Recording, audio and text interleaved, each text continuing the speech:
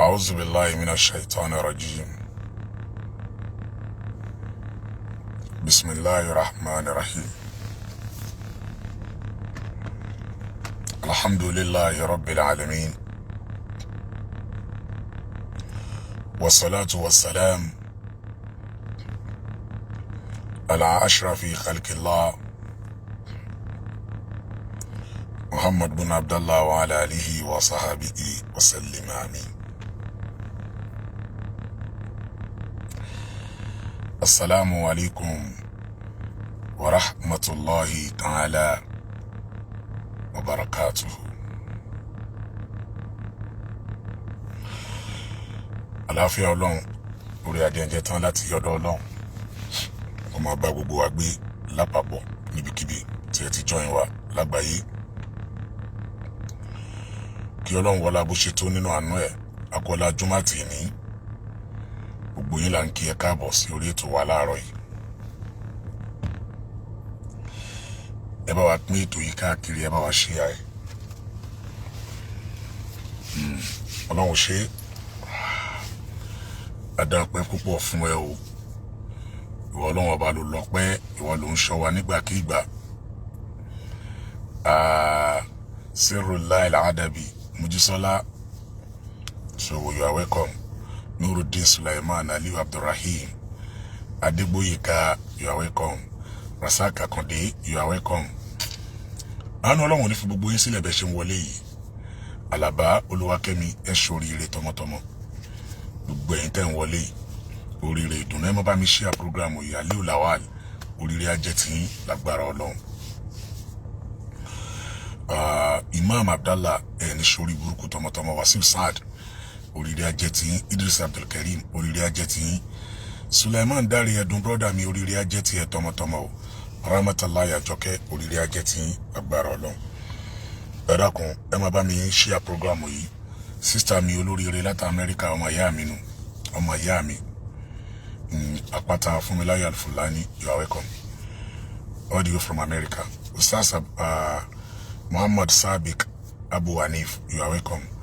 Ọmọbọ́lájí M. Abdulsalam, oríire ajẹ́ tí yín o. Akóredé Abdulrahab Ọlámímọ̀, oríire ajẹ́ tí yín o. Sheikh Abdulrasheed Akóredé Dandawi, oríire ajẹ́ tí yín o. Tajudeen Ayọ̀dèjì Kab, oríire ajẹ́ tí yín. Prince Ọ̀túnba Akásọ́lá, oríire ajẹ́ tí yín. Sheikh Alhaji Abdulwahab Adéyẹmí Muhammad Awal, oríire ajẹ́ tí yín o. Abdulkarim Ọlátúnjí Yusuf, oríire ajẹ́ tí yín o. Ẹ má bá mi share program yìí. Saduddin Kelani, Engineer Ọlátúnjí, Ayọ̀dèjì Abdulsalam, Abdulkabir Abọ́dúnrin Ọláinúkan, Asis Kọmọrùdín Ẹniọlá, Larewaju Yusuf, láti Abuja Mojísọ́lá Mukiyi, Túndé Bello, you are welcome. Sulaiman Said Al-Imam, gbogbo yín là ń kí o. Abu Bilal Àyìnlá Ọláyíwọlá, tó Abubakar Ọlá Abdallah, you are welcome. Oríire ajẹ́ tí yín o. Olúwa ló ṣe, gbogbo yín là ń kí o. Ní àárọ̀ yìí ẹ bá mi tẹ love, like and share, ẹ jọ̀ọ́. Ẹ bá mi tẹ love, like and share, ẹ jọ̀ọ́. Ẹ má gbọ́ kú lórí love like yẹn. Ẹ má bá mi tẹ, ẹ bá mi invite àwọn èèyàn wá sórí ẹ̀. Ẹ bá mi invite àwọn èèyàn wá sórí ẹ̀. Láàárọ̀ yìí ẹ jẹ́ àkọ́kọ́ bẹ̀rẹ̀ báyìí. Ẹ rí pé kéèsì ta tọ́pìkì wa ni kéèsì ta lọ́lọ́run. Kéèsì ta ni Ọlọ́run. Torí ẹ̀ náà ló jẹ́ adé, ló jẹ́ wá.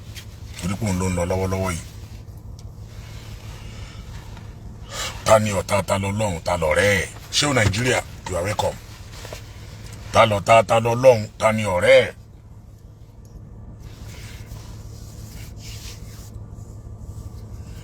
Ọ̀rọ̀ wa láàárọ̀ yìí nù. Ta ni ọ̀tá ẹ̀, ta lọ̀rẹ́ ẹ̀? Kí ni latest gist about Abdulaziz Adégbọlá Tani Olohun? Ìyá rẹ̀, màmá tó bí ń sunkún, gbogbo yín lẹ rí fídíò ẹ̀ lánàá. Ìsunkún màmá yẹn náà. Okay, Adégbóyèga. Okay, o máa ń kọ ticket both local and international. Chat mi lórí WhatsApp 08033512189. Chat mi lórí ẹ̀. Agbọ́dọ̀ máa wá customer fúnra wa náà. Abdulrahman Daily, you are welcome. Talota Talolong, Talore. Ẹ wo iye àwọn èèyàn tí wọ́n jáde lánàá lórí fídíò ìyá Talolong tí wọ́n ń bú wa. Ẹ wo iye wọn rẹpẹtẹ tí wọ́n pọ̀ tí ò sí díẹ̀. Pọ̀ láti Nàìjíríà, láti Amẹ́ríkà. Ṣé wá rí ohun tá a máa ṣe lórí ọ̀rọ̀ yìí rèé? Ohun tá a máa ṣe lórí ẹ̀. Ayọ̀lù Mustapha, ẹ bá ń kí bàbá wa Ayọ̀lù. Kọ́lọ́n jẹ́ kí wọ́n pẹ́ fún wa o. Ọlá ti tóbi Ọlọ́run, bàbá àlùbáríkà kẹ́mi wọ́n gùn fún wa. Ọlá agbára ẹ̀, ọlá ògo ẹ̀. Kọ́lọ́n bá kẹ́ bàbá wa Ayọ̀lù tànà. Ṣé rí n tá a máa ṣe lórí ẹ̀? Ìjà yìí, wọ́n ti sọ̀jà yìí dìjà Mùsùlùmí àti oníṣẹ̀ṣe. Àwọn pààtì Kírísítẹ́nì náà wá sọ́pọ̀tì wọn. Àwòdè kíá. Àkíẹ́. Ẹ lọ wo 80% gbogbo àwọn tí wọ́n comment bad nípa Islam, Kírísítẹ́nì ni wọ́n. Mi ní gbogbo Kírísítẹ́nì o. Adẹ̀rẹ̀ àwọn 20% àwọn Kírísítẹ́nì tí wọ́n ṣe kíni, tí wọ́n support ní tí wọ́n ṣe. 20% support wọn, but 80% support wọn.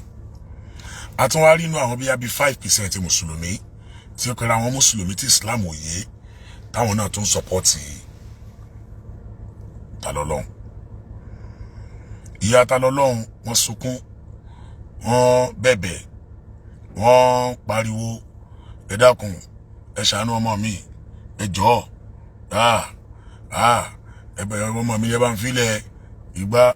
Ara àwọn èèyàn tán ní akílódé ìyá yìí ń bolẹ̀ wà látijọ́ yìí. Ṣé rí ẹ má blame ìyá yẹn o. Ẹ mọ̀ dídẹ̀ fún ní blame ìyá yẹn. Wọ́n lọ tàn ìyá yẹn ni o. Ẹ má gbàgbé ìyá yìí ti kọ́kọ́ ṣe fídíò. Ìyá yìí ti kọ́kọ́ ṣe fídíò rí tó bẹ̀bẹ̀. Síwájú kí n tó máa bá yẹn lọ, congratulations to Alhaji Musiliu Ayinde Akínsànyà olú ọmọ MC. Oríire tí Ọlọ́run ṣe fún wa.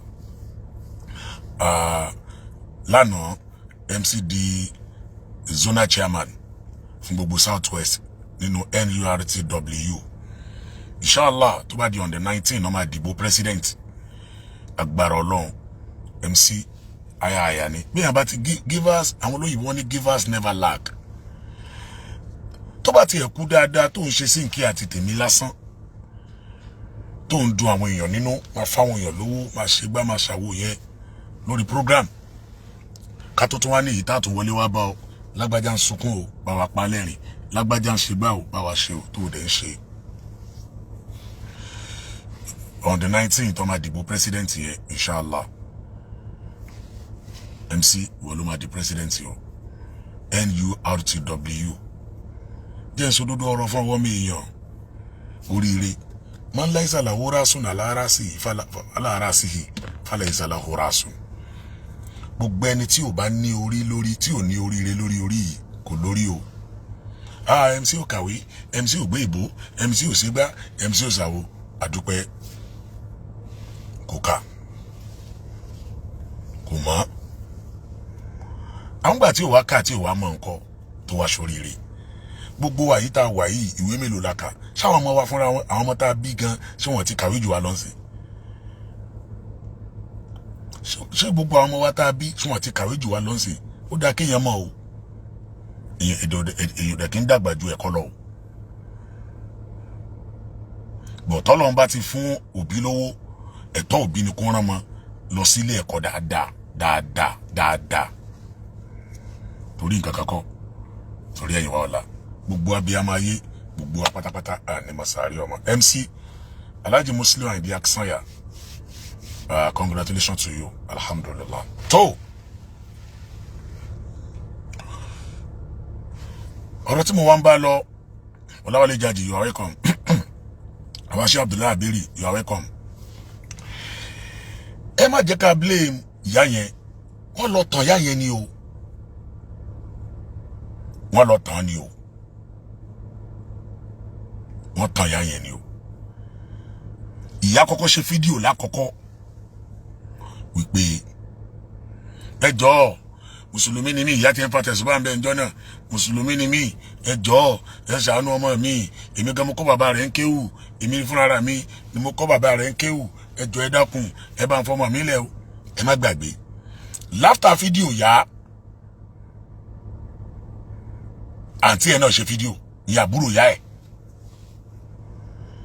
ẹ bá mi tẹ love and share ẹ jọ̀ọ́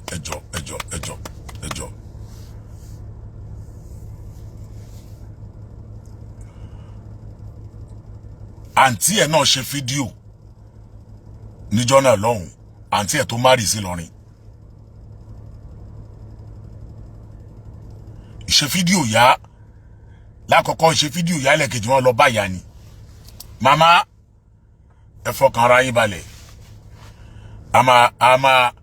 ẹ má bẹ̀bẹ̀ mọ́ ìgbà yẹn ni DJ YK jáde àti admin ẹ má jẹ́ kí ìyá bẹ̀bẹ̀ lọ́pọ̀lọpọ̀ àwọn speaker wọn náà tó advocate fún nájáde ńgbà yẹn Ìlọrin a máa fojú Ìlọrin yẹn mọ́ ní a máa ṣe gbá a máa ṣe àwo a máa ṣe kókó bàbá sásùn ẹ̀yin ọ̀tá ìsìláàmù wọ́n wá lọ tàn yá yẹn kó fọkànbalẹ̀ a ní àwọn lọ́yà tó gbójú a ní àwọn tó já sí pé kì í bá tì ní lọ́yà ń bọ̀ látòdì ọ̀run lọ́yà ń bọ̀ láti gbígbá lọ́yà ń bọ̀ látàwo wọ́n wá tàn yá yẹn gbà yẹn nìyá yẹn fi dákẹ́ ìyá yìí ò bá sọ̀rọ̀ mọ́ pé ǹjẹ́ ọkàn mi ti balẹ̀ wọ́n bá tún brainwash ẹ̀gbọ́n mo ti lọ sí ọ̀dọ̀ ta lọ́lọ́run báyìí o ó ti ní kẹ́ àbúrò mi ni èmi ni ẹ̀gbọ́n rẹ o ó ti ní kí n má bẹ̀bẹ̀ o ó ti ní kẹ́ nìkan kan má bẹ̀bẹ̀ o kò rán ẹni pé ẹ̀bẹ̀ tí ìyá wa dẹ̀bẹ̀ ìyá wa abiyamọ ni kò sí tó kàn yá pẹ̀lẹ́bẹ̀ ìyá ò bẹ̀bẹ̀ mọ́ la ilaha illallah ta ló brainwash ìyá ta ló tàn yá gbogbo àṣírí ẹ̀ níbẹ̀ lọ́wọ́ báyìí gbogbo ọ̀rọ̀ tán báyà sọ gbogbo bó ṣe báyà sọ̀rọ̀ tọ́rọ̀ bá débẹ̀ yóò jáde gbogbo bá ṣe tàn yá láti ìlú òyìnbó tó ń báyà sọ̀rọ̀ ọmọ yín ń bọ̀ o ọmọ ń bọ̀ àti fọkàn ẹ̀ balẹ̀ wọ́n ti ọmọ yín hero wa ni ìgbà ni gbogbo àṣírí ẹ̀ ló túṣu alọ́ báyìí máa play fídíò ọ̀kan tí làákà rẹ̀ kù díẹ̀ káàtó báyìí gbogbo àwọn tó bá bú àyẹ́ kọ́ la máa play fídíò wọn àwọn kan wà tá àtẹ̀ní dárúkọ wọn tá àtẹ̀ní dá wọn lóhùn rárá but àwọn kan wà tá a máa play fídíò wọn fídíò tí ò bá ti gùn tó bá bá la tá a bá bá wò pé ẹ jẹ́ káwọn yẹn tó ń gbọ́n tẹ́lẹ̀ yìí sọ torí pé ibi tí ọ̀rọ̀ yìí dé nísìn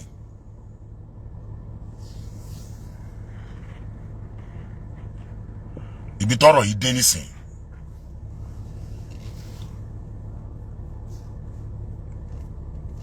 ẹjọ́ torí Ọlọ́run anybody tó bá comment tí ò dánbí ẹ fi anger face sórí ẹ ká lè block ẹ dànù tó bá fẹ́ ṣe wáàsí fún wa lọ ṣe wáàsí lórí page wọn ibi ìkànnì wa ti bẹ̀rẹ̀ wáàsí nídìí wáàsí ẹ lórí ibi.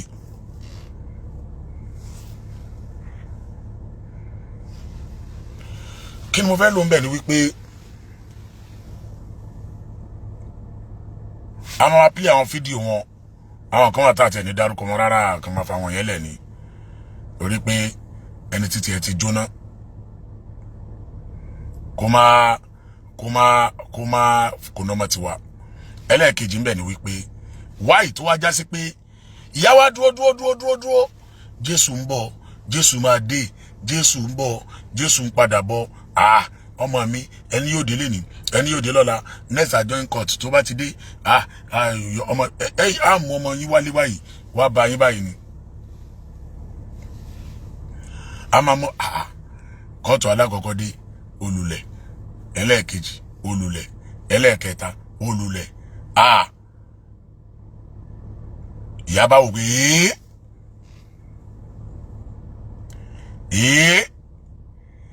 ṣé bí ó ṣe máa lọ náà rí ọjọ́ orí dẹ̀ ló ń lọ bí ṣe ń lọ yìí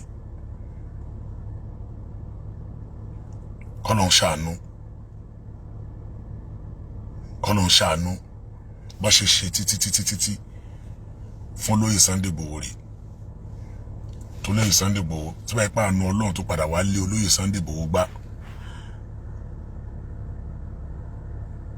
tí wọ́n pa àánú Ọlọ́run tó padà lé olóyè Sunday Igboho bá kọ́lọ́run tó wá gbé ọ̀rọ̀ ẹ̀gbá bí tọ́lọ̀ ní kọ́rọ̀ ẹ̀gbá kí ìyá yẹn kú kó dẹ̀ má ráyè àti wá yọjú sókú ìyá ẹ̀.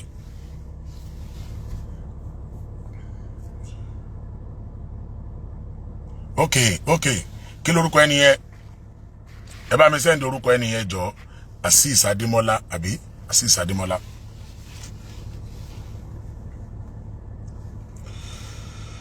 yà kí mo fẹ́ ló ń bẹ̀ ni wípé kí ìyá yẹn kú kẹ́ni ẹ̀ dẹ̀ má ráyè yọjú síbi òkú ìyá ẹ̀. ìyá wa rò pé ẹ wá o ẹ má bà tèmi jẹ́ o mélòó mo bí ọmọ mélòó ni mo bí tẹ́wàá báyé mi jẹ́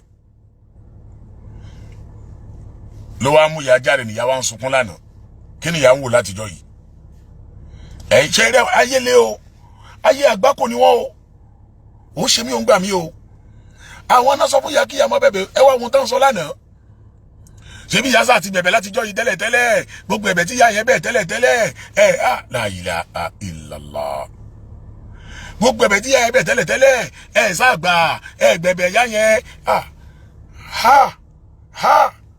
in tó fàdí tí ìyá ni mi rẹ́ nìkan kan ṣe mọ́nu o alágbàkò lè ẹ̀yìn bíbu yìí o alágbàkò ní yìí o alágbàkò ní yìí o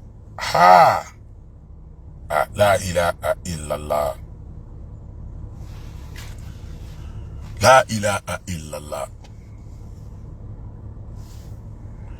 ìyá wa jáde wá ń sunkún lánàá ìyá jáde wá ń sunkún lánàá àyà ni ìyá yìí ń ránlẹ̀ o ìyá yìí ń yínlẹ̀ o ẹ ṣe kinní kan o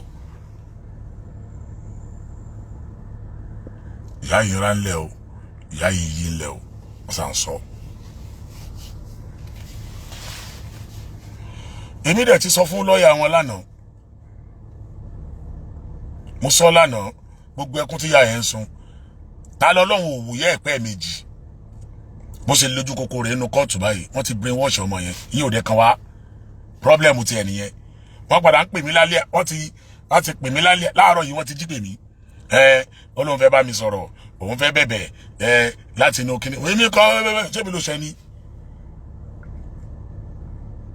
kí n tèmi àti o fẹ́ bẹ̀ mí kí n jọ nígbà tó ń bá ti pè kí n rìkọ́ọ̀dù òun bá ti rìkọ́ọ̀dù òun ká play ẹ̀ lórí prógráàmù tiwa mo ní prógráàmù mi ò ráyè tó bá wọn. a nídìí ẹ̀bẹ̀ mọ́ o ṣe ẹ̀bẹ̀ kankan a nídìí ẹ̀bẹ̀ wo. yá máa jò jígíjà ẹjẹ́ kó máa lọ bẹ́ẹ̀. àwọn afẹ́kọ̀ọ́ bó ṣe ń lọ yẹn gan ló dáa àwọn kan ní wọ́n fi ń gbowó lórí kíní ni àwọn ò monetize page wa mi ìjẹun bọ́ ṣe monetize page monetize page monetize ẹ̀ tábà ní bóyá wọ́n monetize page ni àwọn tá monetize page wọn náà fi ń gbowó ẹ jẹ́ ká máa fẹ́lẹ̀ dá títí ẹ gbowó kóhun dẹ̀ máa wà ní prison ló jẹ́ kí n ṣàdúrà kan jọ òní tẹ́ ẹ bá gbàgbé mo sọ wípé Ọlọ́run o má jà jìyà oníyàwó Ọlọ́run o má jà jìyà oníyàwó má jà jìyà oníyàwó má jà jìyà oníyàwó wo another breaking news yà tó sọ fún ọ another breaking news ẹni tí ó bá kú ní òkú ká máa yà wá tó a kú another case ńlá kan ti tó dìde ẹ tó jáde lẹ́ni ẹ tó bú mi dáadáa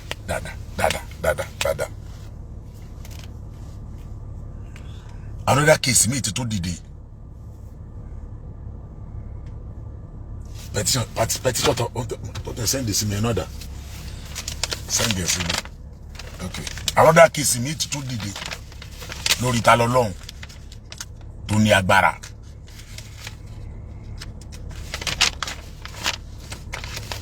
ẹ̀yin ò mọ̀ yí pé wọ́n bá yín kọ́ ẹ ń parẹ́ ẹ ní ráìtì táwọn tó ń kọ́ o ṣé rò pé eré náà ń ṣe ni wọn ṣeré bí àṣà Ìbàdàn kì í máa ṣeré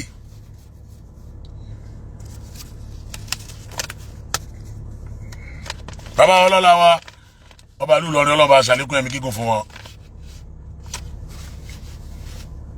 Allahu Galib mú kí ẹ bàbá Ìmáàmù Ọ̀fà àmì ṣàlékún àlàáfíà tẹ̀mí gígùn fún wọn. Another case mi ti tún dìde ṣe àbálà bíbu àgbàjì lẹ́ ń pariwo Mallam Yusuf Adépọ̀jù lẹ́ ń pariwo ibi tó bá ti wá ń sọ dúdú di funfun ibi tó wá ń sọ dúdú di funfun àwárí mo ti sọ fún kíni wọn lánàá mo ti sọ fún wọn gbogbo ìgbà tó bá ń jáde ẹ máa jáde bẹ́ẹ̀ ni ó ṣe máa lágbára sí ẹ má gbàgbé mo sọnù fídíò yá yẹn bó bá ṣe ń la bí ẹ bá ṣe ń jáde kẹ́ ń bu wà yẹn bẹ́ẹ̀ ni kéèsì ó ṣe máa lágbára èmi sáà lọ kóòtù rí báyìí àná mo tó lọ kóòtù àná tí èmi tẹ̀ wá lórí kíní èmi ò mọ rírun tèmi rí èmi ò rírun tèmi rí èmi tí mi ò lọ kóòtù rí àná tí mo tó wá lọ kóòtù yìí báyìí o ariwo mi náà tó wá mú sẹ́nu o ráyé bí àbí ṣe ẹ̀yin tèmi ṣé mo lọ kóòtù rí mi ìmàdé kóòtù rí àná tí mo tó wá lọ kóòtù báyìí ariwo mi náà wá mú dání o Alfulaniy o kìnnìkan o tá bá gbá mi sọ́tọ̀ báyìí wọ́n gbá bàlà bí ibùsọ sí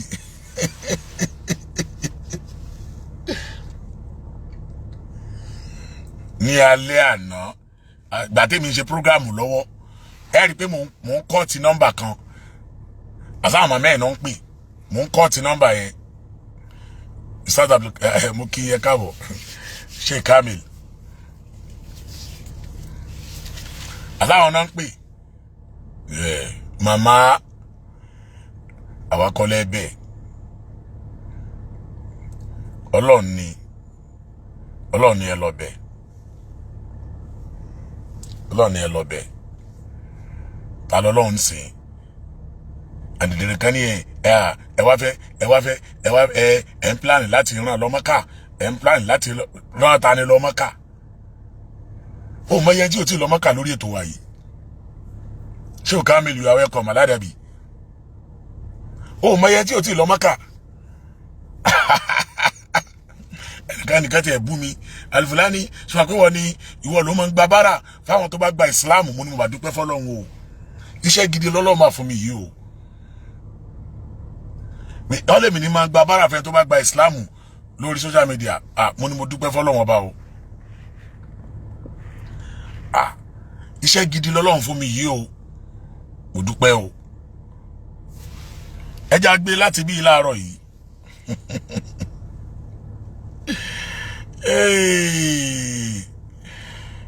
láàkọ̀ọ̀rọ̀ báyìí láàárọ̀ tárúgbó sunkún kìíní kan ẹja kọ́kọ́ gbé báyìí kọ̀lẹ́tì Àyìnlá ọlọ́ba ṣe dáadáa fún bàbá yẹn ní àwí fún wọn tó o àwọn náà ò gbà o ọ̀rọ̀ náà bẹ́yìn yọ o ẹ̀bẹ̀ báwo kí ló kàn á pẹ̀lẹ́bẹ̀ ẹ̀bẹ̀ kẹ̀ ẹ̀bẹ̀ bíi ti báwo ẹjẹ́ àwo ìyá yìí mo ti sọ pé ọlápó dárúkọ mi ni o irú ẹ̀ ìṣẹ́ni tí mo lè máa play fídíò ẹ̀ o dákẹ́ ẹnu ẹ tẹ́ bá wo fídíò obìnrin kan tó sọ wípé tó gbé gbogbo àwọn ọ̀randíran rẹ̀ ṣépè ẹ̀yẹ́ bá mọ arábìnrin yẹn tó gbé gbogbo ọ̀randíran rẹ̀ ṣépè tó ṣépè fáwọn ọmọ ẹ̀ pé gbogbo ọmọ òun tó bá di mùsùlùmí láyé gbogbo ọmọ òun àti àrọ́mọdọ́mọ òun tó bá di mùsùlùmí tó ṣépè fún wọn.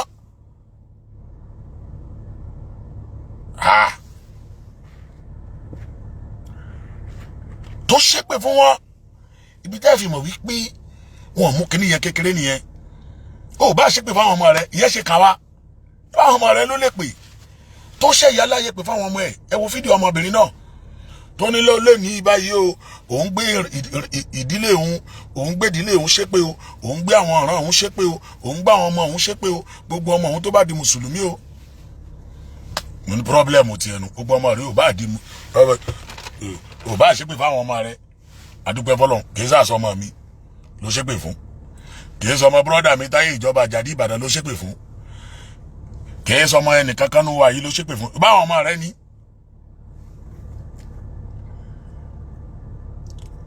báwọn rẹ lọ́lọ́run mú bẹ́bẹ́ inni a'udhu bika min nusulil qadari suyi má jẹ́ káwọn ọmọ mi àtàrọmọdọ́mọ mi rápadà sí aburú débi wípé wọ́n á tún wá ṣe ẹ̀sìn míì wọ́n á tún ṣe ẹ̀sìn míì tó yàtọ̀ sí Islam rẹ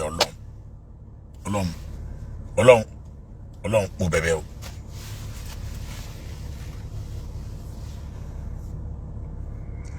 o ti ní kan o ti dá wa o ti jẹ́ káwọn òbí wa fọ̀nà mọ́ wa pé Islam lọ́nà Ọlọ́run o láti sí kókò ló bà náà báàdà ezi àdéhìtànà wàhábùlànà min ladunka rahmata innaka antal wahhab.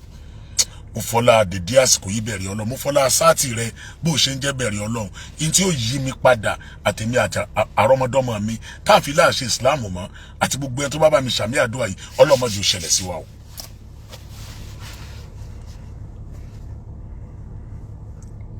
má jẹ́ tí orí nǹkan kan mi. arábìnrin yẹn wá ṣe fídíò kan lálẹ́ àná ó wá dákọ̀ mi ìyẹn tó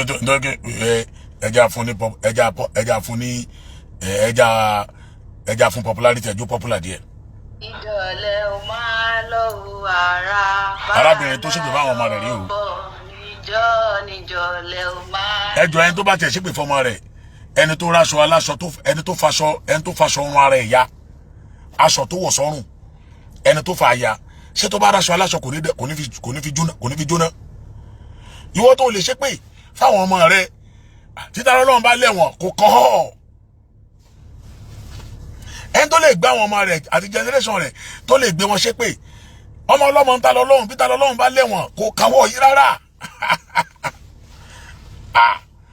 àbí ẹ̀yin èèyàn mi ẹni tó lè gbé àwọn ọmọ bíbí inú rẹ̀ ṣépè tó bá ti ẹ̀sìn kan tó gbé àwọn ọmọ ẹ̀ ṣépè láwa ní kíta lọ́lọ́run má lọ ṣẹ̀wọ̀n.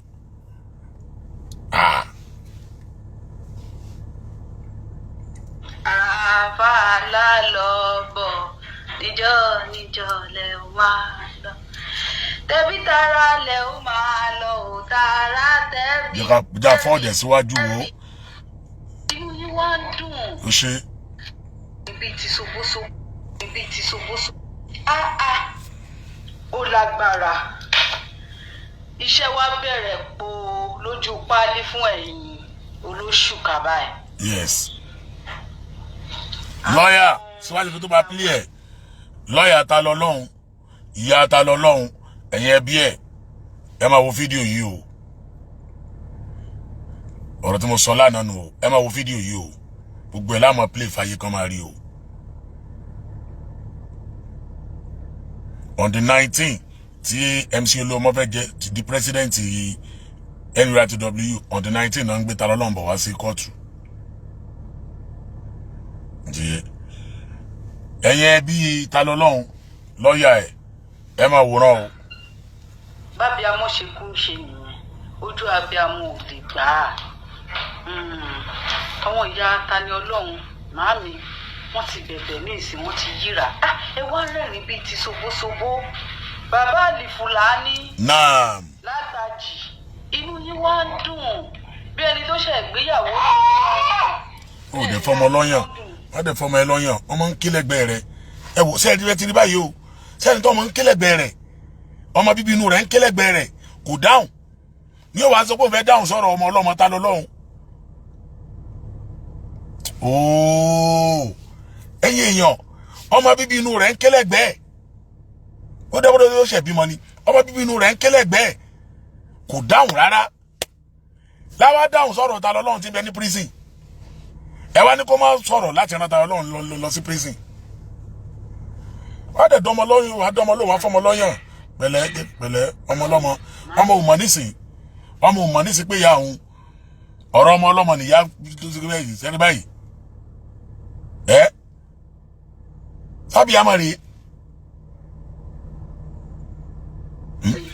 wọ́n ti bẹ̀bẹ̀ ní ìsìn wọ́n ti yíra ẹ wá rẹ́rìn bíi ti ṣoboṣobo bàbá Alfulaniy lágbàjì inú wa ń dùn bí ẹni tó ṣe ìgbéyàwó bẹ́ẹ̀ ni inú wọn dùn ti gbọ́ báyìí ló ṣe inú yín ó wá ń dùn bí ẹni tó ṣe ìgbéyàwó tuntun bẹ́ẹ̀ náà nínú yín dùn tó ni ẹ rí nísìnyí kíṣẹ́ wá bẹ̀rẹ̀ lójú pálí bẹ́ẹ̀ ṣe máa lọ lu ìyá yẹn láti lọ bá ọmọ ẹ̀ pé kó gba Islam gbogbo àwọn promises ìyá Tani Olohun ní ìsìn tó bá máa fi di ọdún tí tó bá máa fi di àsìkò kí ló ti ń porúkọ ẹ̀ háàjì ọdún tí ń bọ̀ Alfulaniy ó yànnà pé bàbá rà lórí social media káwọn mùsùlùmí kí wọ́n wá dá owó. mo dúpẹ́ fọlọ́run mo tiẹ̀ wá dúpẹ́ fọlọ́run ẹ̀ sì bá mi dúpẹ́ ẹ̀yin èèyàn department tó tiẹ̀ fún mi yẹn dá anybody tó bá ti ní issue kó fẹ́ gba Islam èmi ní ọ́fíìsì department kí n máa bá gbowó ẹ̀ sì bá mi dúpẹ́ fọlọ́run tọ́lọ́run ọ̀ràn mi lẹ́ni tí ń ràn yàn lẹ́wọ̀n ẹ̀ sì bá mi dúpẹ́ fọlọ́run department gidi nu o wàláì department gidi nu o bó ṣe wà yí lé ní nísìn tó bá gba Islam léni ìgbòho fún ọ tó bá gba Islam léni yìí abiyamọ ayé tó bá gba Islam léni yìí abiyamọ ayé la máa pè abiyamọ ayé tó bá gba Islam léni yìí ìgbà bára fún ọ.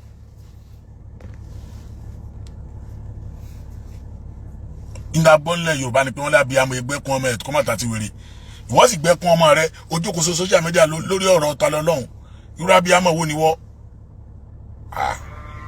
tí ìyá Tani Olohun tí wọ́n máa fi lọ sí Mẹ́kà lọ́dún tó ń bọ̀ àtàwọn àti Tani Olohun lọ́jọ́ máa lọ. àbọ̀ ti lọ. àbí next thing tó wà lórí àjẹ́ndà yín nìyẹn bí ìyá yẹn bó ṣe máa lọ ṣe ọ̀pá àwa obìnrin alágbára lórí ọmọ gidi gan bó ṣe máa lọ bá ọmọ yẹn bó ṣe máa sunkún sí lọ́rùn bó ṣe máa kúnlẹ̀ sí lọ́rùn bó ṣe máa yí ọkàn ẹ̀ padà. deeply ìpẹ́ jọ́ torí Ọlọ́run ìyá rẹ̀ ò bá àmọ́ lọ bá ọmọ rẹ̀ ń prison ìyá rẹ̀ ò bá àmọ́ sọ̀rọ̀ gan fún un kí n ti wá ẹ bá ọmọ ẹ̀ ní ẹ jọ́ torí Ọlọ́run ṣé Tani Olohun jókòó lé wa lọ́rùn nísìn abiyamọ ayé ṣé Tani Olohun jókòó tí àwa lọ́rùn báyìí nísìn ìpẹ́ kọ́ ìyá rẹ̀ má tó lọ bá ń prison ó wà ń bẹ́ẹ̀ àbí jọ́ torí Ọlọ́run láàárọ̀ yìí nísìn máa jẹun àárọ̀ nínú ilé mi àwọn tó wà inú ò jẹun àárọ̀ ẹni tí ò jẹ́ ń bí iṣẹ́ àjẹ́ ńlé ẹ̀ abẹ́ understand oúnjẹ àárọ̀ yìí nísìn Tani Olohun ó jẹ nísìn láyìíra bóyá ó ti jẹ́ bóyá yóò padà jẹ́ prison ni ó ti jẹ́ àfi yọ ọ́ ẹ̀yin lẹ́tì síbẹ̀ o wá ní kí ìyá rẹ̀ wọ́n bá ìyá rẹ̀ sọ̀rọ̀ kí ìyá rẹ̀ lọ bá kí wàá ní títí wá pẹ̀lú. promises bẹ́ẹ̀ ṣe máa kọ́lé bẹ́ẹ̀ ṣe máa ralẹ̀ bẹ́ẹ̀ ṣe máa ṣe gbá bẹ́ẹ̀ ṣe máa ṣàwo fún tẹ́ máa bọ́ títí tọ́jú ayé ẹ̀. àbí o. bẹ́ẹ̀ ṣe máa bọ́ ìyá yẹn ni. bẹ́ẹ̀ ṣe máa solicit fowó bá Alfulaniy. naam. Alfulaniy. èmi nìyẹn o. ìwọ gangan ni kí ló ti ń porúkọ ẹ̀. kí ni. ìwọ ni ó wà in charge nínú àwọn tó ń tọrọ owó lórí social media fún. èmi ni sáré dákẹ́ èmi ni abiyamọ ayé èmi ni o mo dúpẹ́ fọlọ́wọ́ bá o bó ṣe láì bó ṣe kú kọ́ mi yẹn bí Tani Olohun náà ṣe máa ń pè Labib nu Labib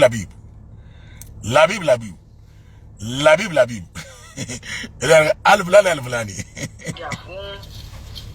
kí ló ti ń porúkọ ẹ̀ àwọn tó bá gba Islam bó ṣe tọrọ owó fún ìyá ọlọ́ṣun bẹ́ẹ̀ni bẹ́ẹ̀ ṣe lo àwọn ọmọ ìyá ọlọ́ṣun bẹ́ẹ̀ni tẹ́lu ègéèsì àwa oníṣẹ̀ṣe tí àwọn ọmọ yẹn bọ́ síta tí wọ́n wá. ṣe gbọ́ báyìí ẹ ti gbọ́ point ńlá ó láà lo ẹ fi mọ̀ para ń ta wọn ìyá ọlọ́ṣun tó di mùsùlùmí yẹn bá ba ìbànújẹ́ ni wọ́n wá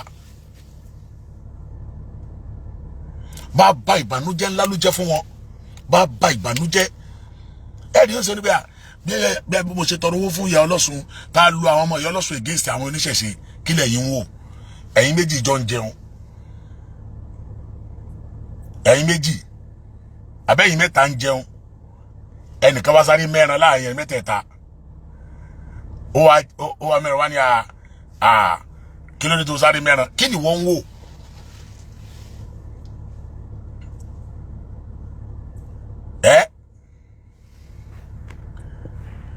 kí ni wọ́n ń wò àṣé ti yọ ọlọ́sùn yẹn ń dùn yìí. ṣe máa kọ́lé bẹ́ẹ̀ ṣe máa ra lẹ̀ bẹ́ẹ̀ ṣe máa ṣe gbá bẹ́ẹ̀ ṣe máa ṣàwo fún tẹ́ máa bọ́ títí dọ́jọ́ ayé ẹ̀ bẹ́ẹ̀ ṣe máa bọ́ ìyá yẹn ni bẹ́ẹ̀ ṣe máa sọlísìtì fowó bá Alfulaniy. Naam.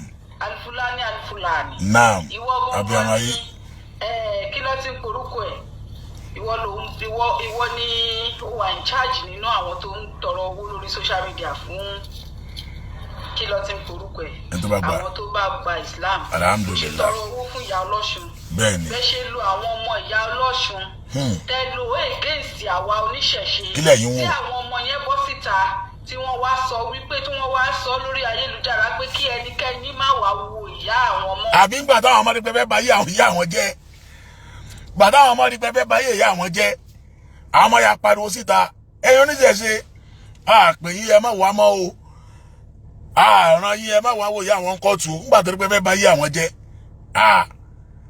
ẹbẹ bá yé èèyàn jẹ́ ẹ wá sọ nígbà náà wípé káwọn ọmọ jáde táwọn ọmọ yóò sun nígbà náà lọ́hùn tọ́wọ́n bá jáde fún ìyá wọn bóyá wọn ti dẹ́ ẹ̀wọ̀n ọdún 3 tàbí 4 fún ìyá wọn báyìí ìyá oníyà jáde tá báyìí ó rà àánú Ọlọ́run bá gbà ní inna Allaha ghafurur rahim Ọlọ́run ṣàánú ìyá yẹn báyìí ó rà àánú gbà ní ṣọ́ọ̀pù tá a gbà fún ìyá ọjà tá a rà fún ìyá onímbà yẹn ló jẹ́ ara wa ń ta yín ara títa ni o ara títa ni o. tí àwọn oníṣẹ̀ṣe ti ìlú Kwara ti ìlú Ìlọrin àbí ti ilẹ̀ káàkiri ní gbogbo ilẹ̀ Yorùbá tí wọ́n bá ti fẹ́ lọ wo ìyá yẹn àwọn ọmọ yẹn give standing order wípé wọn ò gbọdọ̀ jẹ́ kẹ́nikẹ́ni wá wo ìyá wọn mọ́ wọ́n wá brainwash ìyá wọn. ó ṣe sọ báwọn ọmọ olóríire nu àti ìyá alálùbáríkà tí wọ́n yàtọ̀ sí tiwọ́ tó gbá àwọn ọmọ tiẹ̀ ṣépè tí wọ́n yàtọ̀ sí wọ́ tó gbérandínà rẹ̀ ṣépè àbíàgbáyé sọ pé tí ẹ yàtọ̀ sí ti àwọn ìyá yẹn àwọn ọmọ ọlọ́mọ àwọn ọmọ ìyá Ọ̀ṣun pẹ̀lú ìyá wọn àwọn ìyá olóríire àtọmọ alálùbáríkà tí wọ́n yàtọ̀ sí wọ́ àbíàgbáyé tó gbá àwọn ìrandínà tiẹ̀ ṣépè tó gbá àwọn ọmọ tiẹ̀ ṣépè dájúdájú oníràdánwò àdúrà ni mo ṣe fẹ́ oníràdánwò tí ó tiẹ̀ dẹ́wọ̀n o bó ṣe wà yìí wọ́n tó ti gbé ìrandínà rẹ̀ ṣépè bọ́tà rẹ̀ bá bọ́ sínú prison báyìí bó ṣe wà yìí àwọn ọmọ rẹ̀ ò ní wá wò ó wọ́n kàn fi ọlẹ̀ ní pé wo ẹ fi yá wálẹ̀ jàre kí a máa ṣe fàájì rẹ̀. wípé àwọn oníṣẹ̀ṣe ti abandon ìyá wọn just the same thing as you people are doing today. ẹ sọ fún ìyá yẹn pé àwọn oníṣẹ̀ṣe dà wọ́n ti fi lẹ̀ wọ́n wá náà wọ́n wá mọ́ wọ́n ti fi lẹ̀ ó ti kó òun nìkan bẹ̀ ó kó nìkan bẹ̀ tó bá burú tán òun nìkan ló máa kú. ṣé wọlé yọ àbí àgbà ṣé wọ́tọ̀ ọmọ rẹ̀ ń sunkún lẹ́gbẹ̀ẹ́ rẹ̀ tó dìde ni wọ́n ló wá dìde fún ta lọ́lọ́run ìwọ tó já sí pé bó ṣe wà yìí ìwọ tó gẹ́ bó ṣe wà yìí tó já sí wípé wà bí àgbà tọ́mọ rẹ̀ ń sunkún lẹ́gbẹ̀ẹ́ rẹ̀ tó tiẹ̀ wọ ọmọ rẹ̀ pẹ́ méjì ìwọ tó tọ́mọ rẹ̀ ń sunkún lẹ́gbẹ̀ẹ́ rẹ̀ tó wọ ọmọ rẹ̀ pẹ́ méjì ní ó wàá sọ pé bẹ́ẹ̀ lọ́wọ́ ta lọ́lọ́run níbi tó wà dákẹ́ ẹnu ẹ ìyá rẹ̀ náà ni ó sáré fún un ó kàn ti létí kíyà yẹn tó jáde ni ó ti létí kíyà yẹn tó jáde ni ẹ̀yin náà dẹ̀lẹ́ kó bóyá bàbá yá gbogbo fọ́ìsì yín ní bẹ lọ́wọ́ wa tẹ́ fi yá lọ́kàn balẹ̀ we go do this we go do that lẹ́sọ̀ fún yà títí bàtí yà retí Jésù títí Jésù ń bọ̀ Jésù òde hero of our time tí òde nìyá fi gbẹgbẹ síta pé ẹ má bàyé mi jẹ́ ọ̀nà lé ẹ̀mí àdá ẹ jẹ́ ń wá ẹ̀mí àlọ́ ẹ mọ̀ pariwo tí yà ń pa ẹkún tí yà ń sun yẹn ó ní tó wà lábẹ́ ẹ̀ ni gbogbo ẹ̀ làwa mọ̀ ẹ́ àmì ò ní bú anybody yín kódà kò sí anybody yín tí màá bú fídíò yín náà ni màá máa bá yín analyse fídíò yín ni màá máa bá yín analyse mi ò ní bú yín. gbogbo wa la rí orí ayélujára kó bò ó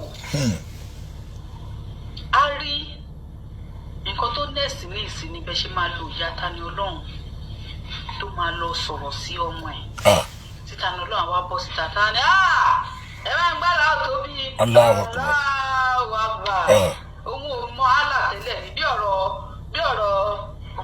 ìyá ọlọ́sùn ní àwọn ò mọ àlà tẹ́lẹ̀ ní nílé tẹ wá mú àwọn sínú prison báyìí tẹ fìyà jẹ. Ìyá ọmọ rẹ tó ń ké o ẹ jẹ́ kí n fi fídíò ẹ̀hàn yìí tẹ́ fi mọ̀ pa bí agbá ni ọmọ rẹ ké báyìí ó wo ẹ̀ báyìí ó tún dá ojú padà ni ó wo ẹ̀ báyìí ó tún dójú padà pé wo yìí sọ̀rọ̀ tó wà important lọ́wọ́ o. Dákẹ́ jẹ́ káwọn èèyàn rí tó ṣe jẹ́ káwọn rí tó ṣe. Ó ti sún wọn ò wá mọ́ wọ́n ti filẹ̀ ó ti ọwọ́ ti kò wọn nìkan bẹ̀. Ẹ máa wòran o tó bá burú tán ẹ wá bí agbá o. Kí ló dé gbogbo ayé rí gbogbo nǹkan tó ṣẹlẹ̀ gbogbo wa la rí orí ayélujára kó bò á rí nǹkan tó nẹ́ẹ̀sì ní ìsìn níbẹ̀ ṣe máa lò ìyá Tani Olohun tó máa lọ sọ̀rọ̀ sí ọmọ ẹ̀ tí Tani Olohun àwa bọ́ síta Tani ẹ máa ń gbára tó bí Allahu Akbar òun ò mọ àlà tẹ́lẹ̀ ní bí ọ̀rọ̀ ìyá ọlọ́sùn ní àwọn ò mọ àlà tẹ́lẹ̀ ní nílé tẹ wá mú àwọn sínú prison báyìí tẹ fìyà jẹ àwọn dáadáa. Ọmọ ké abíagbá ìkànnì ẹ ọmọ rẹ ké ó ò tiẹ̀ lè stop fídíò kó yọjú sọmọ yẹn ó tún sáré dá ojú padà níbi ọ̀rọ̀ ọlọ́rọ̀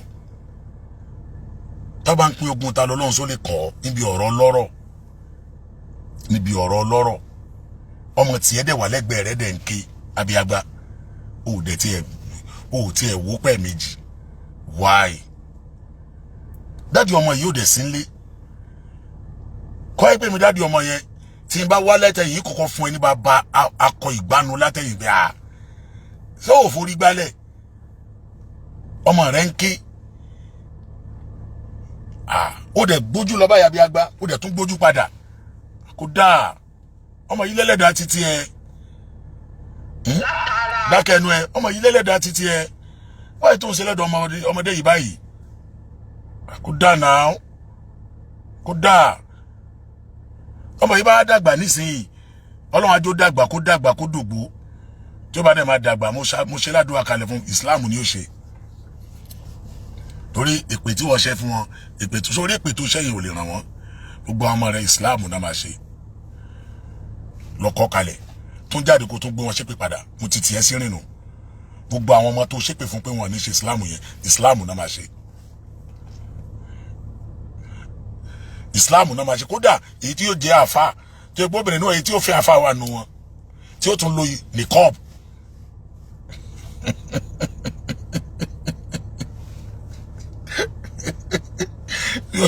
mi ò ráyè fídíò yẹn látijọ́ yẹn ó ṣe aráyè sí ni sweet mother I no go forget you. Tani Olohun àwa bọ́ síta Tani ẹ máa ń gbára tó bí. ẹ máa wo sweet mother máa wo ẹ máa wo sweet mother o ọmọ sweet mother ó ké báyìí dé sí sweet mother ó tún yóò dojú padà. òun ò mọ àlà tẹ́lẹ̀ ní bí ọ̀rọ̀ ìyá ọlọ́sùn ní àwọn ò mọ àlà tẹ́lẹ̀ ní nílé tẹ wá mú àwọn sínú prison báyìí tẹ fi jẹ àwọn dáadáa látara ìyà tẹ fi jẹ àwọn yẹn làwọn ṣẹ̀ wá mọ àlà bọ́n ṣe mọ àlà nìyẹn ọ̀nà wàhálà ìdààmú ìbáyé kéèké ni wọ́n fi mọ àlà. ṣé ò dáa bẹ́ẹ̀ ìyẹn máa là lọ́nà ìdààmú ìbáyé kéèké ṣé ẹ̀wọ̀n wá dáa ni ẹ̀wọ̀n wá dàbí ilé tíyà ọlọ́sùn bá lọ sẹ́wọ̀n nísìn sweet mother ṣé wọ́n ló lọ́ọ́ bá ń bẹ̀ ìyá dẹ̀ wò pé wàhálà ìdààmú lélẹ́yìí ọlọ́run láìjọ́ tóun kú ti ń ṣe ọ̀sùn yìí náà òun ò rèrè jẹ gbèsè lórí gbèsè ni kọ́ wá ṣe kí ni táyé ìjọba ẹ̀dá kan jẹ́ kí n pílẹ̀ díẹ̀ káfírẹ́rìn ẹ dákun nígbà tí ìyá ọlọ́sùn tó wà nínú wàhálà tó wá rí pé ọ̀nà parun rèé ọ̀nà ọ̀là rèé tẹ́kì tètè ya mọ ọlọ́wọ́n ọba mi ìyá dẹ̀ mọ ọlọ́wọ́n ọba ó dẹ̀ mọ ọlọ́wọ́n ọba rẹ̀ ó dẹ̀ ṣe kíni ẹni tí ò mọ ọlọ́run nígbà tára bá ń dẹ̀ yóò mọ ọlọ́run nígbà tára bá ń ní ta lọ́lọ́run náà nísìn ta lọ́lọ́run ló béèrè ara dẹ̀ ó ní freedom ó lè ṣe fídíò nínú gbórúmọlẹ̀ pẹ̀lú agbádá kan, fìlà kan, bàtà kan. Pẹ̀lú agbádá kan, fìlà kan, bàtà kan nínú gbórúmọlẹ̀ níjọ́ tó mọ Ọlọ́run tára dẹnu. Nígbà tí Ọlọ́run bá wá gba tọ́lọ́run wá gba freedom ẹ̀ nísìn, ẹ wá ní kó mọ̀ Ọlọ́run. Ṣé èṣù ni kó tún wá máa mọ̀? Okay, ẹ ti ẹ̀já àgbà bẹ́ẹ̀. Kí ta lọ́lọ́run wá gbà ń sìn? Islam wérò, Islam wá wérò, Islam pé o. Islam pé àmọ́ yẹn tó di Mùsùlùmí o. Yẹn kàn wá pé ó di Islam kò di Islam o. Okay, tí ta lọ́lọ́run bá tẹ̀ wá rẹ́dì nísìn wípé ó dá o, mo wá fẹ́ gba Islam. Kò mọ Ọlọ́run nu nígbà tára dẹ̀. Ó ti wá mọ Ọlọ́run nísìn nígbà tára ní.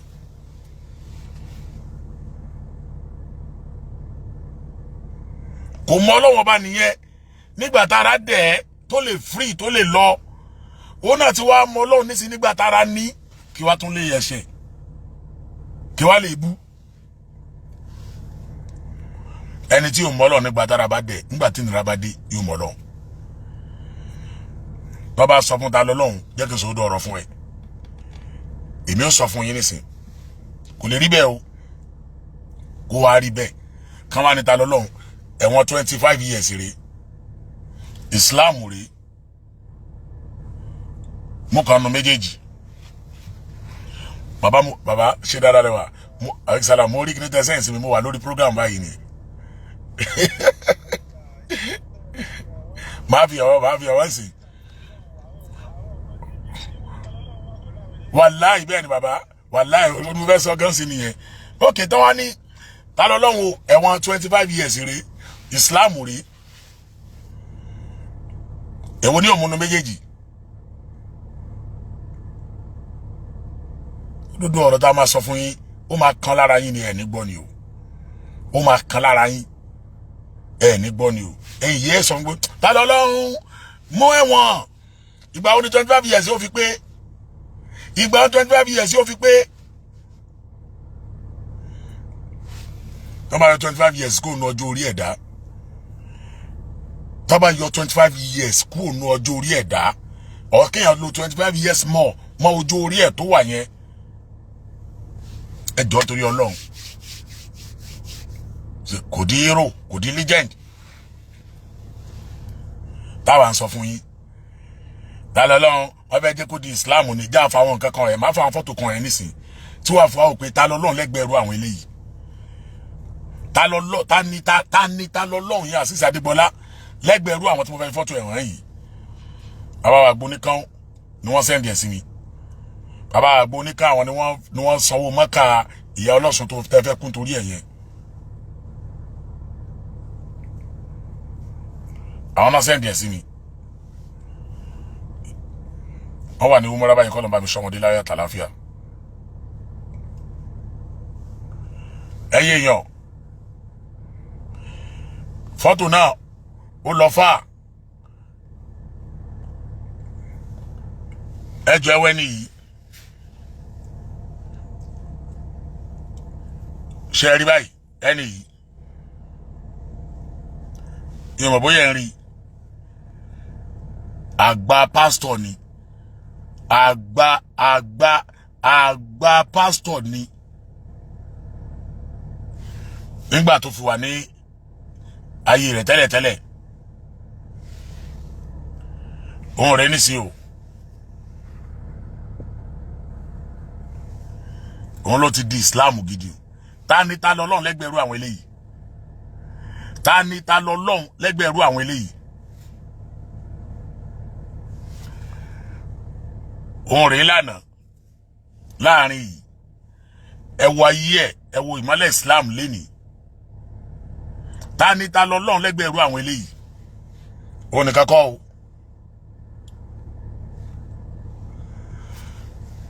Ẹ wo eléyìí lánàá. Òun ló gbé kiri láì ètò wọ pọ́pù yìí.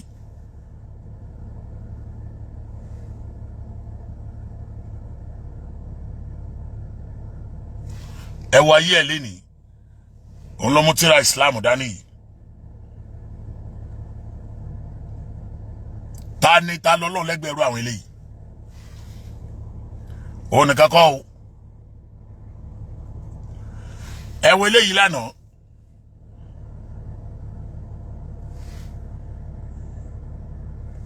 Òun rèé lánàá o. Nígbà tó fi wà ní ojú ọ̀nà tó rìn.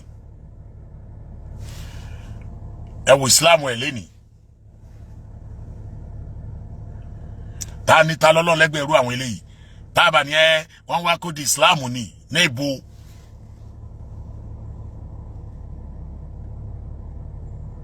Níbo.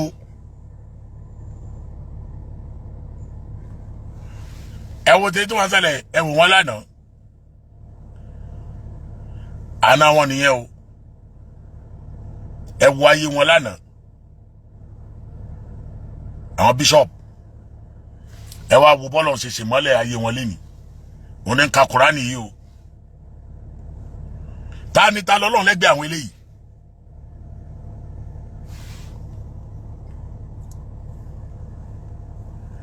Ẹ wo àgbà bishop yìí lánàá. Pẹ̀lú chain lọ́rùn, pẹ̀lú cross lọ́rùn.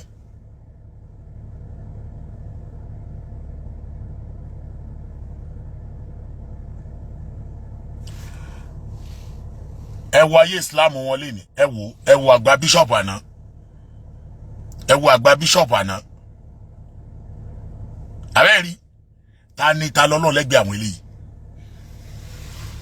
Mo kí bàbá wa àgbà alágbára omi ala wasala bàbá Ọlọ́run á jẹ́ pẹ́ fún wa. Ẹ rí báyìí. Ẹ jọ̀ọ́ ẹ wo eléyìí, kí ló ń kà yìí? Ẹ tún wo eléyìí.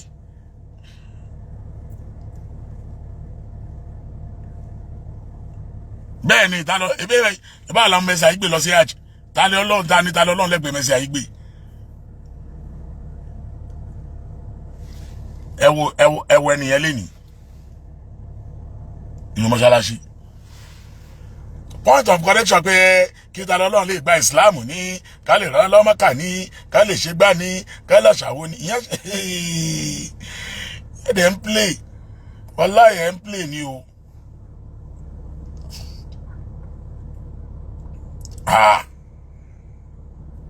Islam, ẹ lọ sórí Google. Islam is the fastest growing religion in the world. Mike Tyson go. Islam is the fastest growing religion in the world. Ẹ lọ sórí Google kẹ́ tap rẹ̀ síbẹ̀. Bẹ́ẹ̀ sì wo ló ń grow jù.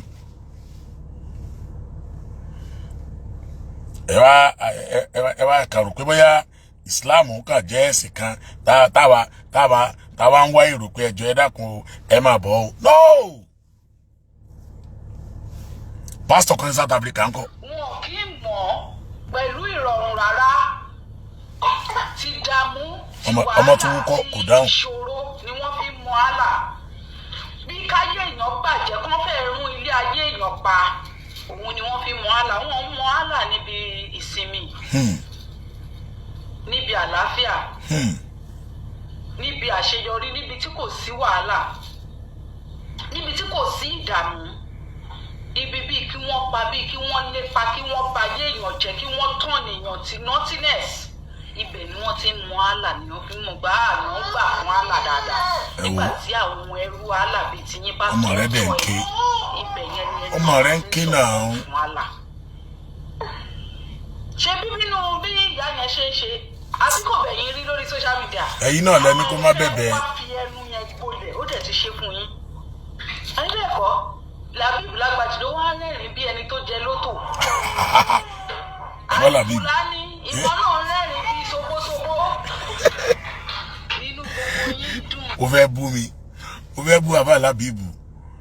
Sweet mother, ọmọ rẹ̀ dẹ̀ ń ké. Ṣé bọ́ ọmọ rẹ̀ ló yẹ kó kọ́kọ́ dáhùn? Ọmọ rẹ̀ ló yẹ kó kọ́kọ́ dá lóhùn. Ó lé mi rẹ́rìn bí ṣogbóṣogbó. Nígbà fún àlà dáadáa. Nígbà tí àwọn ẹrú àlà bíi tiyín bá tọ́jọ́ ẹ̀, ibẹ̀ yẹn ni ẹni yẹn máa ti ń sọ̀kọ́ fún àlà. Ṣé bí nínú bí ìyá yẹn ṣe ń ṣe, àbí kò bẹ̀yìn rí lórí social media? Àmọ́ ẹ fẹ́ kó wá fi ẹnu yẹn gbolẹ̀, ó dẹ̀ ti ṣe fún yín. Ẹni bẹ́ẹ̀ kọ́, Làbíbù Lágbàjì ló wá rẹ́rìn bí ẹni tó jẹ lótò. Alfulaniy, ìwọ náà rẹ́rìn bí sobosobo. Nínú gbogbo yín dùn ṣìnkìn. Bí ìgbà tó jẹ́ wípé ayé yín kò dá tó yẹn rí láyé. Allahu Akbar. The greatest achievement. Achievement ńlá ni o. Dá ọmọ ẹ lóhùn sí tí mo dá. Àbí ìyá Tani Olohun ó ti wá bẹ̀yìn. Inú yín ti dùn sí. Èmi ò ń ṣẹrú. Ọrùn èjìgbàrà ìlẹ̀kẹ̀ lélẹ́yìí. Káàbọ̀. Rí mi. Ọrùn èjìgbàrà ìlẹ̀kẹ̀ lélẹ́yìí mi ò ń ṣẹrú. Ẹrú àmà. Ọmọ rẹ̀ ń ké kódà kò dáhùn. Ọrùn èjìgbàrà ìlẹ̀kẹ̀ òun lélẹ́yìí. Ẹ má dábàá ẹ̀. Mi ò ń ṣẹrú wàhálà. Mo kàn wá fi yín ṣe ẹ̀sìn àgbáyé ni tó rà mọ̀ wípé the next plan yín nìyẹn. Bí Tani Olohun ṣe máa bọ́ ìta tó máa wá sọ wípé. Ó lóun fẹ́ fi wá ṣẹ̀sìn àgbáyé. Ta ló wá ṣẹ̀sìn àgbáyé nísìn? Sweet mother, ọmọ rẹ̀ ń ké lẹ́gbẹ̀ẹ́ rẹ̀. Ò dẹ̀ dáhùn. Ta ló wá ṣẹ̀sìn àgbáyé nísìn? Sweet mother, ọmọ rẹ̀ ń ké lẹ́gbẹ̀ẹ́ rẹ̀. Ò tiẹ̀ ṣe bí ẹ pé ó tiẹ̀ wọ ọmọ ẹ rárá.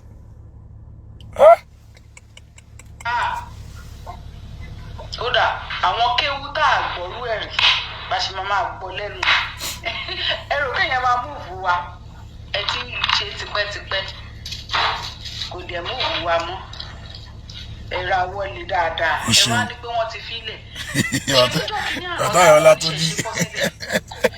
ẹ wá pín àwọn oníṣẹ̀ṣe jẹ́lẹ́jẹ́lẹ́ tẹ́ bá rí wọn pé wọ́n pọ̀ ẹ̀fẹ́ kán dá dúró síbì kan kó má lè sọ pé wọ́n pọ̀ jù lọ àbí bẹ́ẹ̀ kọ́ ẹ fẹ́ kí wọ́n sọ pé wọ́n pọ̀ jù yìí lọ ẹ wá pé wọ́n lé gbogbo nǹkan tẹ ní lágbára lẹ́nu. Àbí tí wàá fi mọ̀ pé agbára nìyẹn tó ń pè lágbára nìyẹn tó ń pè lágbára ò nìyẹn ó lápá àwọn oníṣẹ̀ṣe yẹlẹyẹlẹ kí làwọn ń wò tẹ́ fi mọ̀ pé Islam pọ̀ jù yìí lọ nù Islam pọ̀ jù yìí lọ nìyẹn ẹlẹ́yà ń lo agbára ẹ̀yin náà ló ń kà mí ìtẹ́ bá nínà àwọn ẹ̀ légbé ni ẹ̀ légbé ẹ̀ lọ́fẹ̀ẹ́ lákàbá sweet mother lákàbá légbé ó bọ́pọ̀ kí wá lẹ ní ẹ láwa lágbára nísìsiyìí kílẹ̀ yín ní ẹ lépè kẹsẹ́ fáwọn ọmọ yín ẹ dẹ̀ ní rọ́tẹ́ pa. Díẹ̀díẹ̀ náà bó ṣe ń rí nìyẹn láti bẹ̀rẹ̀ ṣé mo pé ẹ̀rẹ́ ni challenge yín rí eléyìí ó mì yín gidi gan. Sulaiman dáre níbo. Ibi à ń bá bọ̀ ní à ń bọ́rọ̀ ọkọ sweet mother tí ń sọ̀rọ̀ lábẹ́lẹ̀ o ọkọ rẹ̀ tí ń sọ̀rọ̀ lábẹ́lẹ̀ o ẹ farabalẹ̀ kẹ́ farabalẹ̀ gbọ́ lọ ọkọ ẹ̀ tí ń sọ̀rọ̀ lábẹ́lẹ̀ wà kán wà lára rẹ̀ ni. Díẹ̀díẹ̀ náà bó ṣe ń rí nìyẹn láti bẹ̀rẹ̀ ṣé mo pé ẹ̀rẹ́ ni challenge yín rí eléyìí ó mì yín gidi gan tí ìmọ̀ ibi tó máa mì yín dé ibi à ń bá bọ̀ ní. Láti bo. À ń bọ́rọ̀ bọ̀ ẹ̀ ṣe gbọ́. Yẹn wá dọ́mọ rẹ lóhùn náà àbí kí n tiẹ̀ pẹ̀lú ta lọ́lọ́hùn. Ó ṣẹ̀ dé ló ṣẹ̀ ṣẹlẹ̀ ni ó ṣẹ̀ bẹ̀rẹ̀ ni and we would never relent. Ṣé ti yé yín? Ṣé ti yé yín? Ẹ tètè yá máa gba owó ẹ tètè máa solicit. Ẹ wo bẹ̀ ṣẹ́rí pé wo bẹ̀ ẹ wo bẹ̀ adé ń bẹ̀ wí ò dẹ̀ gbọ́ sweet mother ẹ máa wòran ẹ máa rí pé wo bẹ̀ o. Ó ṣẹ̀ dé ló ṣẹ̀ ṣẹlẹ̀ ni ó ṣẹ̀ bẹ̀rẹ̀ ni and we would never relent. Ṣé ti yé yín? Ṣé ti yé yín? Ẹ tètè yá máa gba owó ẹ tètè máa solicit fún owó fún ìyá Tani Olohun tí ìyá Tani Olohun fi máa. Wọ́n náà dìde lẹ̀ lọ́dọ̀ ọmọ lóhùn. Tẹ́ máa fi ra mọ́tò fún wọn tẹ́ máa fi ra lẹ̀ fún wọn bẹ́ẹ̀ ṣe máa ṣí ṣọ́ọ̀bù tírú ìtẹ́ ṣí fún ìyá Ọlọ́ṣun bẹ́ẹ̀ ṣe máa ṣí fún ìyá Tani Olohun tẹ́ ṣe máa wá mú Tani Olohun fúnra rà àti ìyá ẹ̀ ó ti níkà lọ́dún yìí wọn ò gbúdọ̀ mí ìsì ẹ̀ ṣe pé tí ìyá Ọlọ́ṣun lọ́dún tó ń bọ̀ jàre sọ́rí so ṣe mo pé ìyá tí Ọlọ́run ìyá tí Ọlọ́ṣun náà ìyẹn ti wà seal lágbára náà so àwọn money miss road àárín yín olówó ogbó tí wọn olówó kó ti ń ṣílẹ̀kùn fólè tí wọn rí nǹkan fowó àwọ̀ wọn ṣe. Ìgbẹ̀yìn ẹ ló pa mí lẹ́rìn jù. sọ bó ṣe máa gbówó lẹ̀ owó gidi owó tó ń dẹ́rù bòṣì. Inú Islam ló wà. Inú Islam ló wà. máa sọ̀rọ̀ ìkéèsì ṣẹ̀ṣẹ̀ kò jọ wá lójú. ẹ̀yin lẹ́nu ìyá yín ẹ̀kú òṣì. ṣó ti yé yín that is if Tani Olohun torí èmi o. ẹ rí i pé láti ìgbà tí ọkọ rẹ ti bá wí abẹ́ni mi bẹ́ ọkọ ni Ọlọ́run foríjì mi abẹ́ni kan tọkùnrin yẹn ti sọ̀rọ̀ ẹ rí i pé ọ̀rọ̀ rẹ̀ kò stable mọ́ ó ti ń lọ ó ti ń bọ̀ tí ń lọ ó ti ń bọ̀ yẹn ti sọ pé mo fún ọ ní ìṣẹ́jú kan sí o. whatever tó bá ṣe torí wípé ìyá ó lágbára lára ọmọ ṣùgbọ́n lọ́wọ́ olúwa wa yìí ẹ gbọ́ pansa ọ̀rọ̀ ẹ jẹ́ son of a bitch ìyá ẹ gbọ́ ọ̀rọ̀ tí ikú gbọ́ lọ́jọ́ kìíní àná tẹ́sí ẹ̀ yóò rí sọ́jú bẹ́ẹ̀ lọ dá àwọn ọmọ mi lóhùn. ó lóun fẹ́ lọ dá àwọn ọmọ òun lóhùn.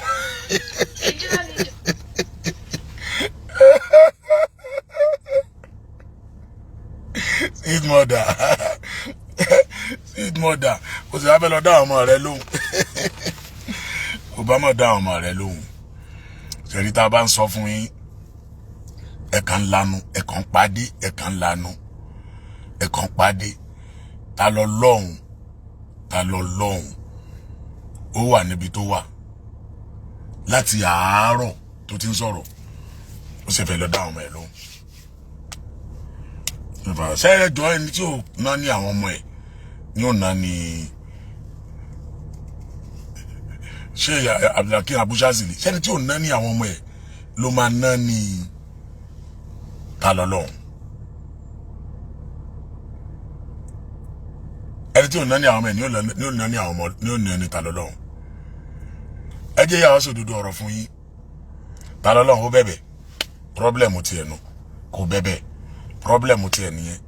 Ìyá rẹ̀ sunkún ìyá rẹ̀ sunkún ilé ẹjọ́ máa dájọ́ ẹ̀.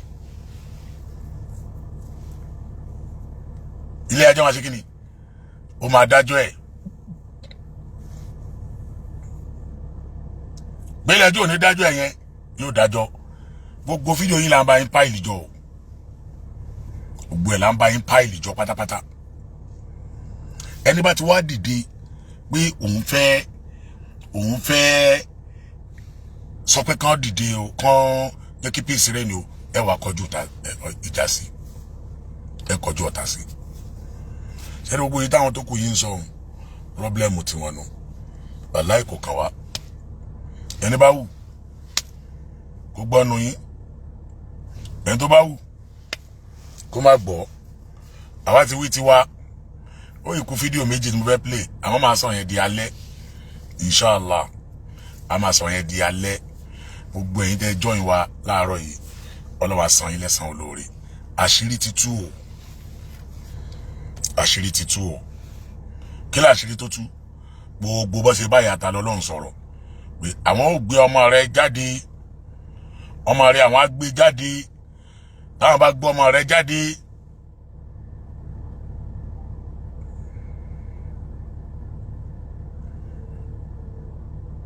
àwọn á gbé ọmọ ẹ̀ jáde fọkàn rẹ̀ balẹ̀. Ntiye. Salamu alaikum warahmatullahi wabarakatuh. Ṣé dáadáa lẹ wà sá mú wa lórí program báyìí ni o. Akọ́lá Jímọ̀ ìní. Akú bó ṣe ń lọ. Àná ni o. Ọlọ́run bá mi ṣàlékún àgbéga fún yín o. Àmín àrí kí gbogbo bó ṣe ń lọ lánàá gbogbo ẹ̀ lẹ́rí bí Tani Olohun ṣe ń bẹ̀bẹ̀ tó ń sunkún. Bí gbogbo àwọn tó kù náà ṣe jáde. Bẹ́ẹ̀ ni wọ́n ní wọ́n rí àwọn oníṣẹ̀ṣe wọn ká wá ṣùgbọ́n ẹ̀ mọ́. Wọ́n wá rí wọn o wọ́n bá tó jẹ́ àwọn ẹ̀sìn níbẹ̀ ìbú o. Bẹ́ẹ̀ mo kàn fẹ́ sọ̀rọ̀ lórí kọ́mẹ̀ntì àbá Akéwùgbà Gold. Ok wọ́n sọ̀rọ̀ ni. Ó sọ̀rọ̀ mo kàn interview ẹ̀. Ok. Ó sọ wípé Tani Olohun máa di Muslim. A ní láti máa sọ pé ó máa di Muslim. Ok. pé bóyá torí kó lè di Mùsùlùmí ni wọ́n ṣe ń bá wàhálà kan fẹ́ bá títí mu. Okay. Ṣé àwa ni ká máa sọ fún àwa pé ká má wọrí kó máa di Muslim tọ́lọ́ sọ pé Muslim nìyá ẹ̀ pé ìyá ẹ̀ ló kọ́ bàbá ẹ̀ ní kí ó sọ pé ọmọ náà kó máa di Muslim ọ̀rọ̀ kó dà lọ rí àwọn àfáà kan lọ ní lánàá pé àwọn kan rí kọ́ ọ̀sán pé sórí net àwọn kan náà dẹ̀ tún interview ẹ̀ the same thing náà ló ń rí bí. Tiwa kọ́ ni láti máa sọ pé ó máa di Muslim tó bá fẹ́ di Muslim kó di Muslim láyé ara ẹ̀.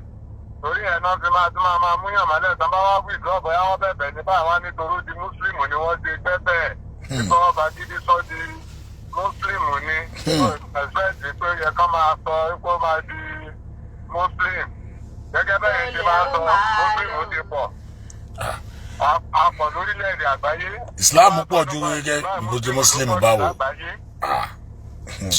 Bọ̀dọ̀ ó sọ pé ó máa di Muslim ni ó sàn sọ ní sọ wípé tán bá ba wíjọ́ díẹ̀ pé kán yọ̀ bẹ́ẹ̀.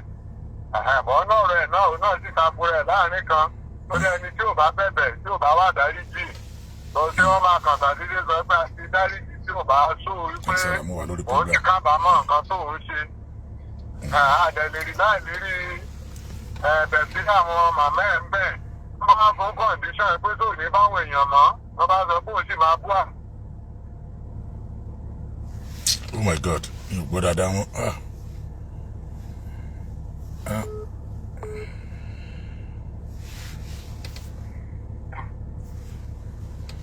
Hello, sir. Hello, sir. Yeah. We have network with one taking to one pay. Taking to one pay. God bless Nigeria. Hello, sir. Mo ti ń gbọ́ yín báyìí, sir. So àgbàlagbà ni ló máa jáde tó máa sọ pé tó òun ti kábàámọ̀ nǹkan tó ń ṣe òun. Audition tán bá dẹ̀ máa fún òun ló lè mọ̀ bóyá wà acceptable sóhun àbí kò wà acceptable sóhun. Bóyá wọ́n sọ pé kó má búyàn mọ́ ni o. Bóyá wọ́n sọ pé kó pa apology ni o. Bá bá bẹ̀bẹ̀ ń sìn tó nǹkan ò tí ì confirm pé òun fẹ́ bẹ̀. Wọ́n kàn máa múyàn ní ojú bí ní. Ìpè màmá ẹ̀ wá bẹ̀bẹ̀ àwọn èèyàn ní face reality. Ìpè adọ́ọ̀tì ni nǹkan tó bá sọ tó bá máa jẹ́ pé bí condition tó torí kò sí kó má sí condition. Either condition kékeré ni either púpọ̀ ni wọ́n á ṣàjẹ́ kó mọ condition. Ó bú àwọn èèyàn tó ní bú àwọn èèyàn mọ́ mi ní bú àwọn èèyàn mọ́ ẹ bá fi mílẹ̀ kan fi mílẹ̀ sí ni o èmi ò ní sáláì máa bú àwọn èèyàn o. Èèyàn mọ ipò tó dúró sí.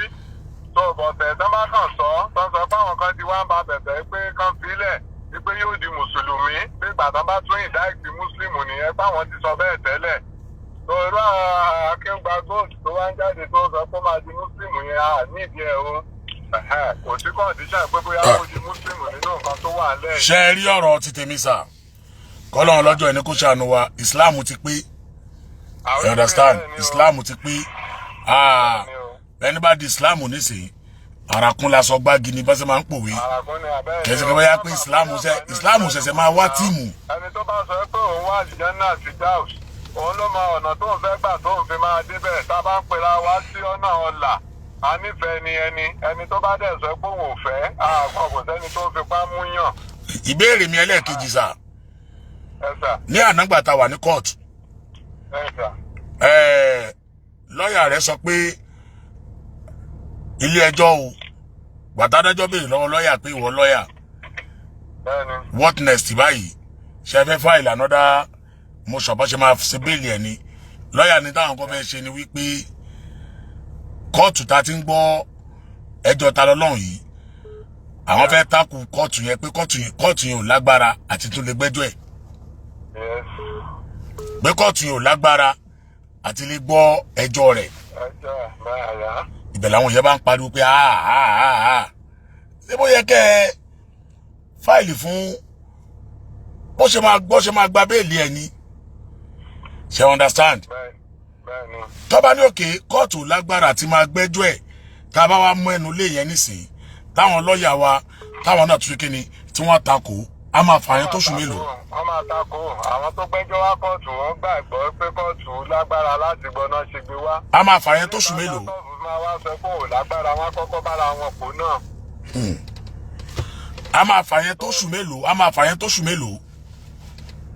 Lọ́ọ̀kì ni bádájọ́ bá ṣe bí dáárì adájọ́ bá ṣe free sí ni. Bá àpẹẹrẹ ń sìn ibi tó sùn ìwà tó bá sọ pé gbogbo dáárì òun ti pé kò sáyè tó máa kì í bọ̀ mọ́. Bóyá next month ló máa mú. So next month yẹn tán bá kí rẹ̀ ó lè má lè dájọ́ náà ní next month yẹn.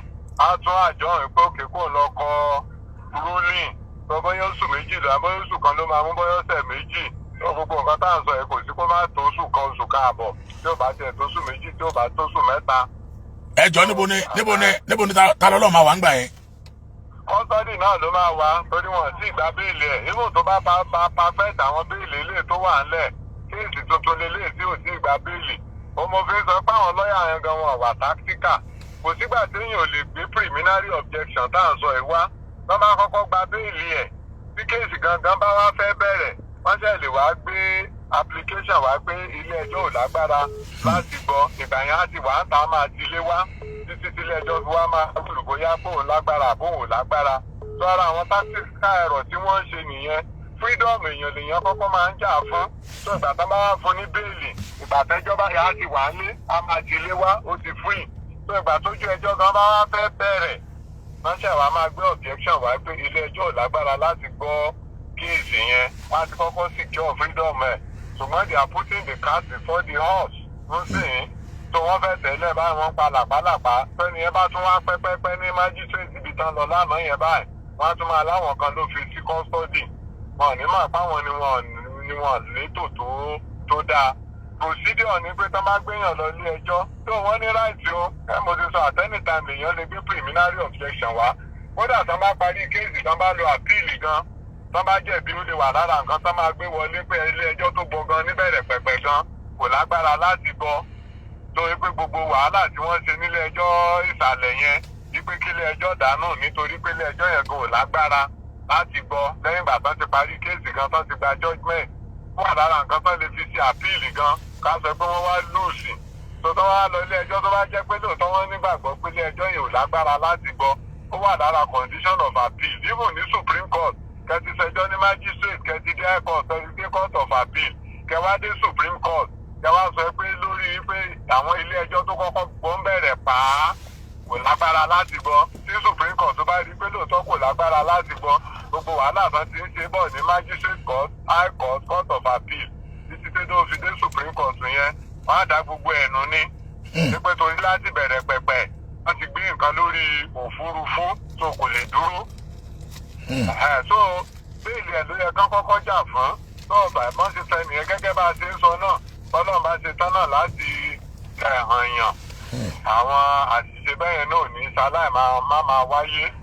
So béèlì ẹ̀ ló yẹ kán kọ́kọ́ dúró lé lórí ṣùgbọ́n lábẹ́ òfin ọlágbára náà láti gbé application wá o bó bá ṣe wu ẹlẹ́jọ́ ló ṣe ń ṣe. So wọn bá yàn jà lé yẹn so àwọn ló bóyá náà tí wọ́n rò pé àwọn lọ́rùn jù ni wọ́n lò yẹn. Ṣùgbọ́n àwọn làbá wọn wà àmọ́ nǹkan tán gbà lérò. Bẹ́ẹ̀ni. Ó fi jẹ́ pé preliminary objection ni wọ́n kọ́kọ́ fẹ́ ṣe. Ṣùgbọ́n kán má máa wá sọ pé àwọn kan ló fi ẹni yẹn sí kọ́. Gbogbo ayé ń gbọ́ o. Gbogbo ayé ń gbọ́ o. Àwọn lọ́ọ̀yà ní ilé ẹjọ́ yìí ò lágbára àti lè gbẹ́jọ́ ta lọ́lọ́run o. Wọ́n yìí máa fà yẹn bí oṣù mẹ́ta o.